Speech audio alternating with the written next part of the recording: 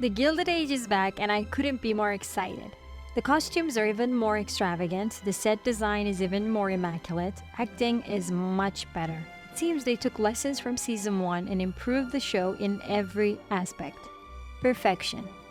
I want to divide this video into a few sections to talk about each storyline, and then I'll go into the ending and explain how it will affect the following episodes. Let's start with the Queen of New York. As I told you before, the episode opened on Easter morning, with New York's finest families getting ready to attend the Easter service. Bertha just learned that her request for a box at the Academy of Music was rejected. You see, the boxes at the Academy are only a few and are controlled by the old guard, who makes the new wait in line for I don't know how long. Of course, as we all know, Bertha is impatient. She wants to have everything now. Not in a few months, not in a year, just right when she wants it. So throughout the episode, we see her starting a war against the Academy and supporting the Metropolitan Opera. She even hosted a dinner with guests who backed the success of this new opera. Mrs. Aster was angry because 1, she was forced to attend another event unwillingly. Bertha backed her into a corner yet again. She didn't know the dinner would have guests that openly supported the Met, but she didn't leave to avoid scandal. 2, she was surprised to see the support of the new opera. She learned that even the Academy's favorite opera singer would now sing in the new opera house. She felt like she was betrayed.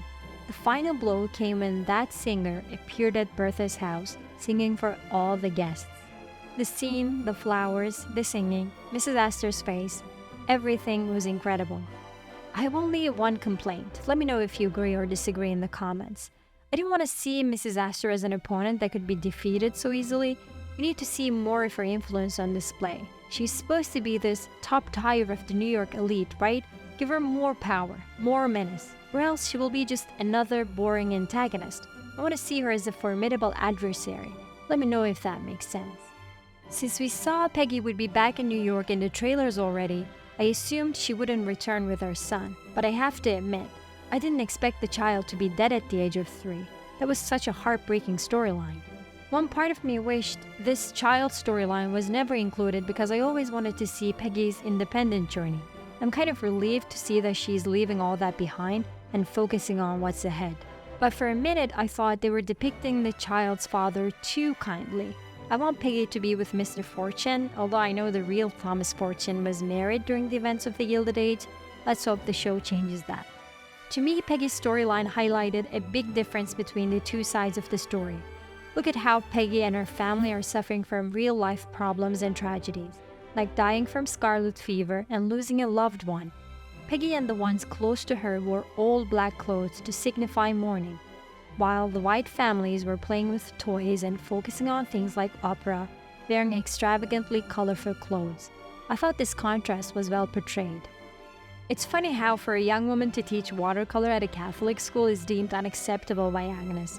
Honestly, when Marian talked about a secret, I expected something more surprising or dangerous, but I also understand where this is coming from. For Marian to work, no matter the cause, makes Agnes and the rest of the family look like they need the money.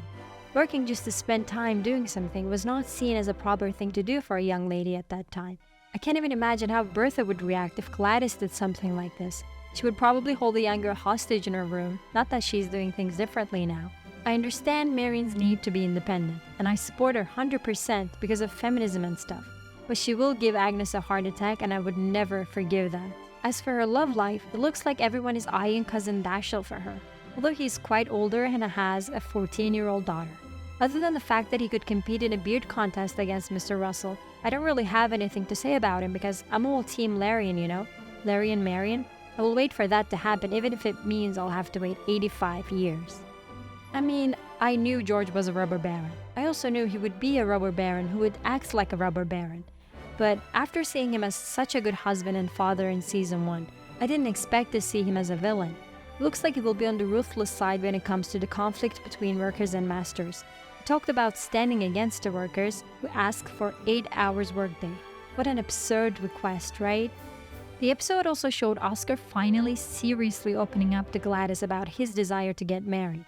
This happened after he was beaten by a man in a bar. He decided he needed to leave the life of homosexuality behind and be a family man. This storyline showed the hardships of being a closeted gay man during the Gilded Age. Although he acts like he will be good at lying to himself, it will be quite challenging.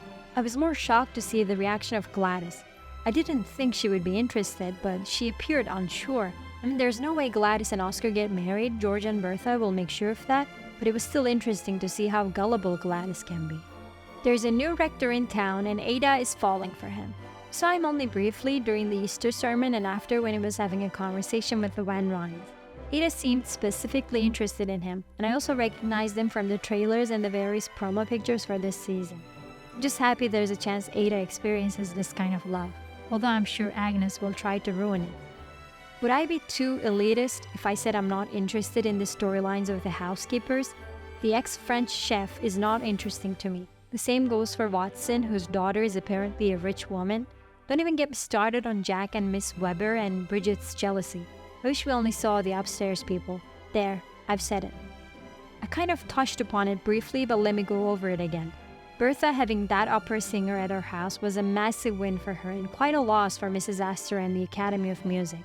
It showed Mrs. Aster that money could change everything in New York now. There would be no loyalty once money was involved.